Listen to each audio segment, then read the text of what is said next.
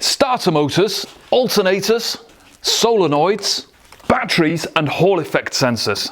In this video, we're going to look at electricity and the fundamentals you need to know to understand a car's electrical system. And the great thing about cars, or the good news, is that for the basic electrical systems at least, this comes down to magnets, big coils of wire, batteries and sparks. Now, in the 1880s, Carl Benz was cruising the streets at night testing out his Motorwagen, the world's first production car. And he was out at night because he was a little bit paranoid. He didn't want anyone to see his car and steal the idea before he'd managed to patent the car. Now, the car had no charging system, no starter motor and no headlights because the light bulb had barely been invented just 8 years before someone had come up with the idea. So he lit the way along the road with gas lights. But Benz's car, like every car made since then, included a battery. And he used the electricity from this battery to create the spark that ignited the fuel inside the engine's single cylinder. And without that spark, he was going nowhere. Electricity from the earliest cars has always been a vital ingredient. But where does electricity on cars and everywhere come from? The ancient Greeks knew that rubbing amber on fur created some sort of charge that attracted dust and created a crackling sound. This was the first electricity that people could create, but it was totally useless. Not much happened until the 18th century, when scientists began spending a lot of time trying to understand the nature of electricity. Francis Hawksby in London invented a machine that could generate big amounts of electrical charge by spinning a glass ball against a piece of wool. This greater charge could cause charged objects to attract feathers and gold leaf and to create small sparks and electric shocks. Curious, but still not very useful, except to a group of illusionists and conjurers who thought that this would make a perfect after-dinner entertainment program. So they would put on electrical shows at fancy houses, charging themselves up and walking around the dining table, applying little electric shocks to ladies and making people's wigs stand on end. These specialists in electrical performances, or electrical magicians, became known as electricians. Another Londoner, Stephen Gray, had a very popular performance. He would suspend an orphan from a swing, put a bowl of gold leaf underneath, and charge the boy up using a Hawksby machine so that the gold would float up out of the bowl onto the orphan. Gray observed that the electricity he created would flow through the copper rod he used to charge the orphan, but not through the ropes or the wooden swing. And so materials could be split into two groups: conductors like metals and insulators like wood, rubber or china.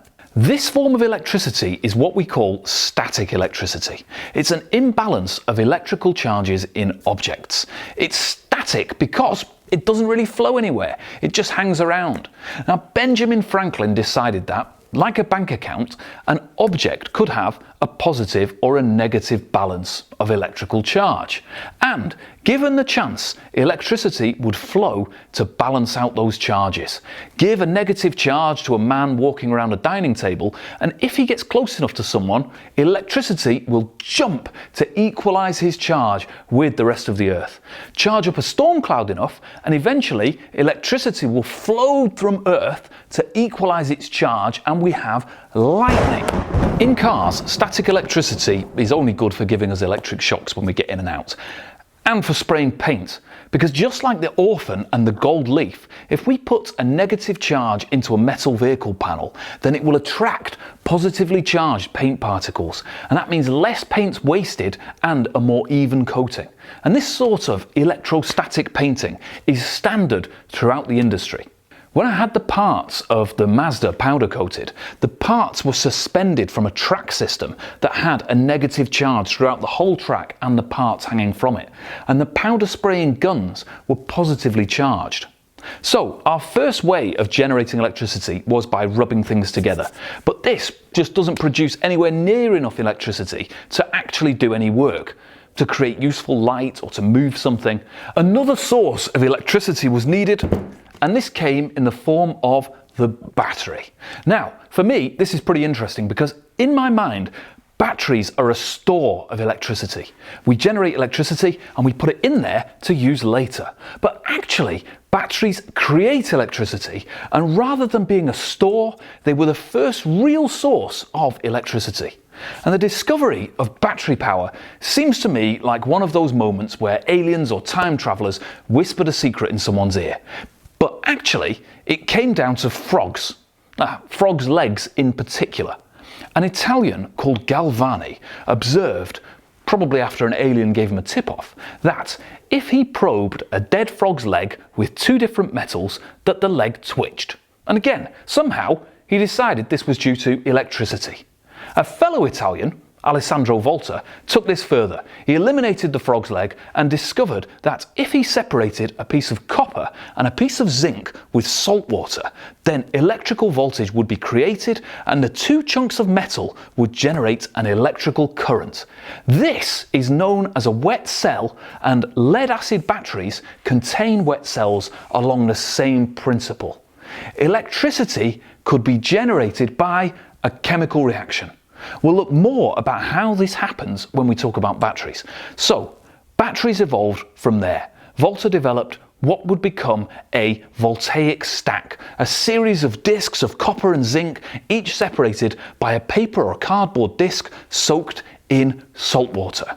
And over the time, these metals, called electrodes, were corroded away and they needed to be replaced. But for the first time, there was a usable source of flowing electricity to experiment with.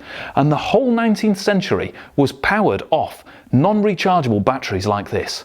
People couldn't generate electricity in any other way. Otto's internal combustion engine used a battery stack for its spark, and Benz was using a similar battery in his car. Now, today's car batteries like this one are basically the same thing. Here I have a wire and a compass. If I pass an electric current through this wire, then the compass needle moves. If I turn off the current, then the needle returns. Now, Hans Ørsted saw this for the first time in 1820, and he realised that an electric current flowing along a wire creates a magnetic field. And it seemed like a curiosity at the time, but this was the first discovery of a link between electricity and magnetism. And that relationship is called electromagnetism. It's the key to motors, generators, alternators, solenoids and sensors. All vital stuff, and not just on cars, but for our entire modern electrical world. Over in London a few years later, Michael Faraday had the idea that if electric currents in a wire created a static magnetic field, then maybe a magnetic field would create a current. And he was wrong, sadly. Holding a magnet next to a wire does nothing. But Faraday did notice that he briefly saw an electrical current when he moved the magnet near the wire. A stationary magnetic field did nothing, but a moving magnetic field generates or induces electricity in a conductor.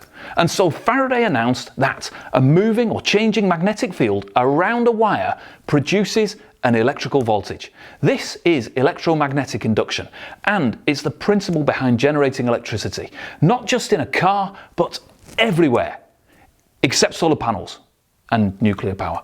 All right, it's the principle behind generating power by rotating things around. So, we can pass current through a wire and create a magnetic field, or we can move a magnetic field near a wire and create electricity. Now, the first thing you'll have discovered when you've played with magnets is that we can use them to create movement. So using this magnetic field, electricity could be converted into movement and movement into electricity. And using this knowledge, Faraday demonstrated the first electric motor and laid the foundations for the first generator. To do something useful with electromagnetism, we need as much conductor within the magnetic field as possible. And to achieve this, we use coils of wire wound round and round and round and round. You'll find coils in motors, solenoids, alternators like this one, and the idea is all the same. Changing a magnetic field across 100 windings of wire will do 100 times more than one wire. So to summarise, there are three things we can do with electromagnetism, and we find all three of them in any car. If we move a magnet inside a coil of wire, it will generate an electric current. Want more current? We add more coils, we use a stronger magnet, or we move the magnet faster. And this is how alternators and dynamos work. Wind turbines, dams, they're all using this principle. And take note, we can move the magnet or we can move the coil of wire. What's important is that there's a relative movement between them, a changing magnetic field around the wire. Next, if we put a current through a coil of wire, it creates a magnetic field inside the coil.